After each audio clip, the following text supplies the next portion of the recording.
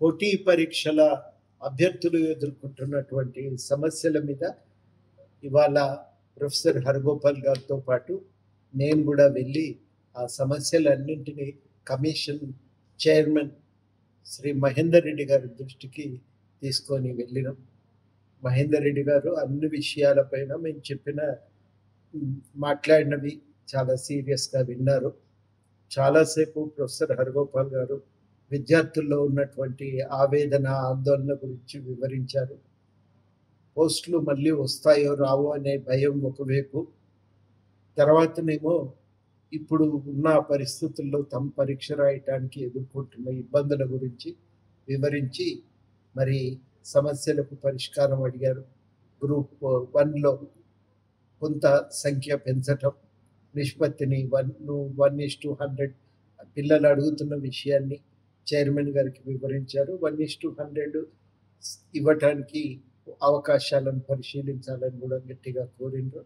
వారితో పాటు నేను కూడా ఈ విషయాలపై మాట్లాడినా.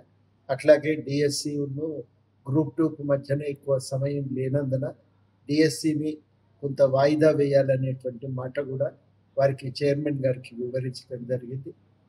ఈ 2 పరీక్షలను కొంత వాయిదా వేసి మధ్యన వ్యవధి ఉండేటట్టు చూడగలిగితే అప్పుడు పిల్లలకు న్యాయం జరుగుతుందనే మాట మేము స్పష్టంగా చెప్పినాం.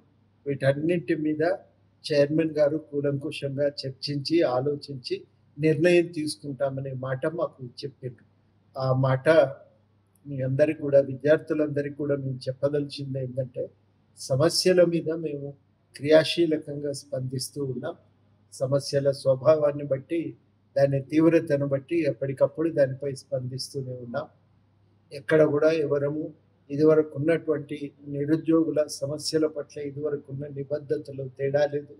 తప్పకుండా ఆ విషయాలపై మా వంతుగా మాకు తోచిన కృషి పరిష్కారానికి, నిరుద్యోగుల సమస్యల పరిష్కారానికి మాకు తోచిన కృషి మేము చేస్తూనే ఉన్నాం. తప్పకుండా మా వంతుగా మా బాధ్యతను నిర్వర్తిస్తామని కూడా ఈ సందర్భంగా హామీ ఇస్తున్నాం.